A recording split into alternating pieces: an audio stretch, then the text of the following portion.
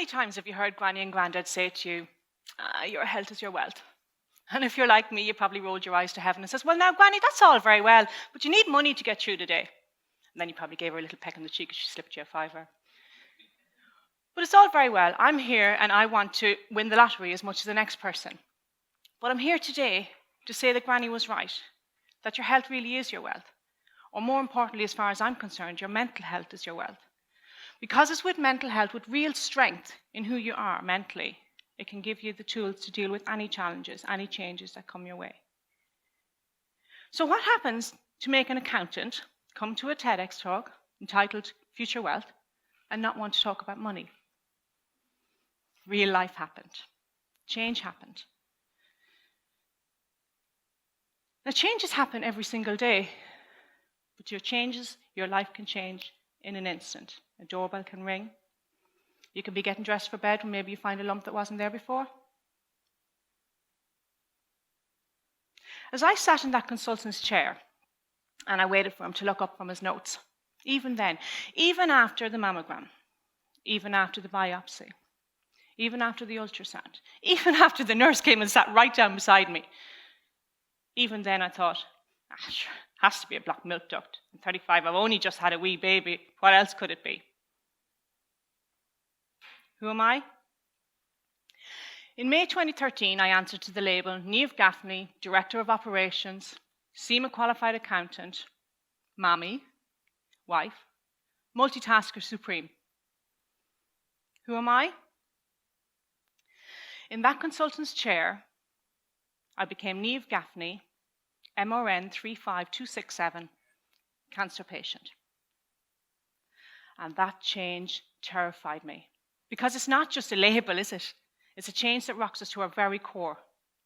And it's those changes, those are the changes that we kind of think, geez, it can't possibly happen to me. I can't imagine it. And because we can't imagine it possibly happening to us, we're completely unprepared for it, for when it does. And that's where we lose, where we need the real strength mentally. So what do you do when change like that comes knocking on your door? Me? Well, I did what I always do when I get scared. I cried. Then I dried my eyes.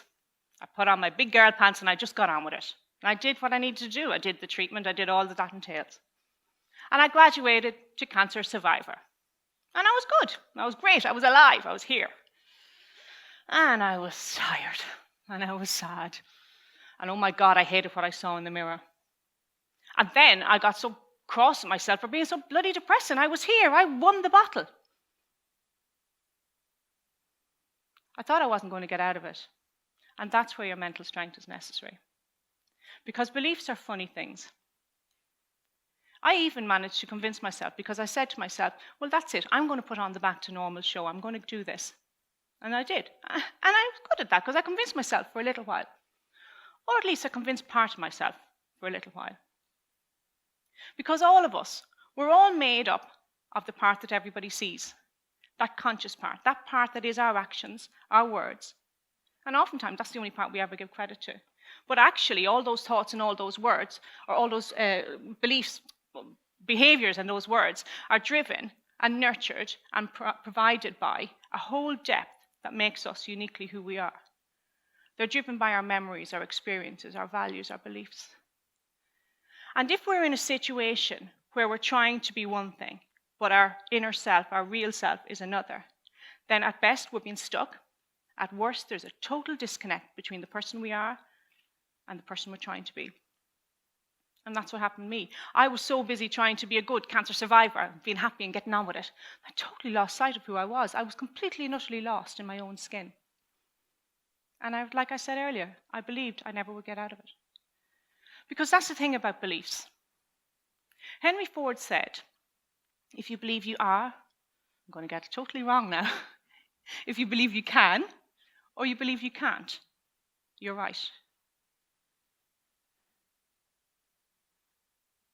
And the thing about beliefs is that those beliefs that we're aware of, those beliefs where you think politicians are corrupt to the core, and every article you read are going to prove that to you over and over, and you probably won't even see the ones that prove otherwise. But at least with those beliefs, they're conscious, you're aware of them.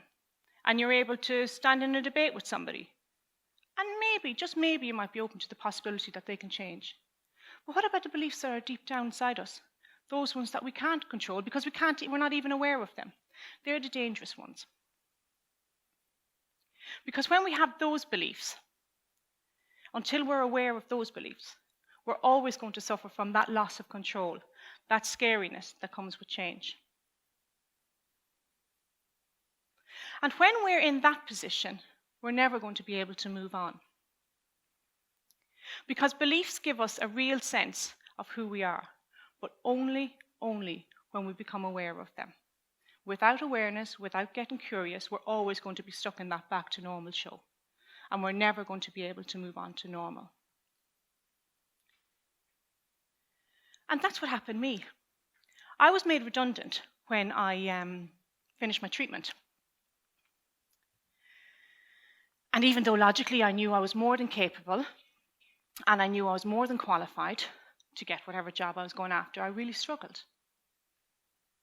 And why did I struggle? I struggled because of my voices.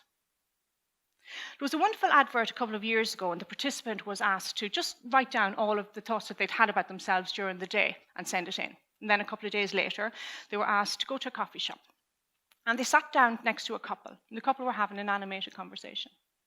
Now, that conversation was so vile and so horrific that the participants often got up off the chair and went over and intervened and asked them to be a little bit kinder to each other. It was only then that they were told that the conversation was scripted entirely of the words that they had journaled and sent in earlier. And that's the damage of our voices. I'm not even going to ask, because I know each and every one of you have voices in your head. And it might be Granny's voice, and it could be your headmaster's voice. Might even be your adult grown-up voice. But the one thing is that that voice is never very nice. That voice tells us, you can't do that. You shouldn't do that. Oh, that'd be too scary. And the reason, there's a very good reason. Those voices have kept us safe and have gotten us evolutionarily. We've gotten here safe and sound because those voices have kept us safe. But now we really need to draw attention to them and ask them, I know why you're saying that, but is it really real? Like I said, I struggled with my job search because my voices were telling me, look in the mirror, look at your short hair and those eyebrows. Nobody will never ever believe that you're anything but a cancer patient or an ex-patient or a cancer survivor. And somewhere along the lines, my psyche had said to me, or my psyche had constructed a belief that nobody's ever going to give a job to somebody who has had cancer. And on the other side, there was another belief there that says, well, nobody's going to give you a job if they think you're hiding something. And with that hair and those eyebrows, you are definitely hiding something. It's so obvious. And so I struggled. I was being challenged by change, and change was winning hands down. And that is until I became aware, until I got curious, until I started to scratch the surface and see what it was that was holding me where I was.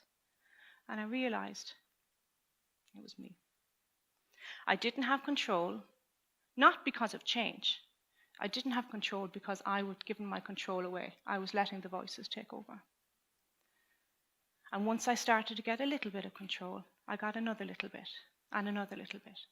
And I kept taking step by step until my new normal. And that's the thing about a new normal.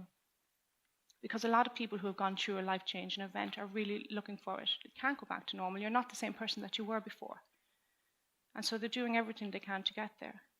People who have been affected by a life-changing event often say they've lost control. They often say they've lost choice. And choice is another thing that we often give away, or at least we don't even see when we've been affected by a life-changing event. And choice, ladies and gentlemen, is such an easy thing to get back. Because each of us come with a top-of-the-range, personalized GPS system. It's deep down inside us and it's known as our values. And once we have access to our values, once we know what's what, we know what it is that makes us uniquely us. We know what it is we want to have as a legacy. We know what it is that makes us so happy we don't even notice time going by when we're doing something that we love. If we can try to live our lives according to those values, we open up a whole wealth of opportunities. We open up door after door of choice. And the best thing about it is that it's signposted the whole way. Each and every one of us is going to be challenged by change. Absolutely. There's guaranteed that. It mightn't be directly us, but it will be for different people. It will be people in our lives. And we all have to deal with that. And we all have to deal with that loss of control, that loss of choice that can come with it. But we all know the only way out of that is to look deep down within ourselves and find out what's going on. Get a little bit curious. Ask yourself, what do I like doing? What is important to me? Why are they saying that my bum looks big and that as I'm walking out the door? Is it true? Probably not. But if we don't ask, we're never going to challenge those beliefs.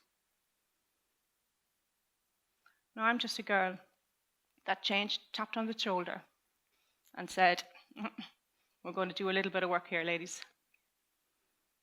And it did. I moved on from being that person that I was in May 2013. Sure enough, I lost my hair, I lost my job, and I lost my courage, and I really lost my strength and my mental strength. And I lost who I was, I lost myself. But with doing the work, with looking after and looking in and trying to find out where I was going, I found all that. I challenged those beliefs.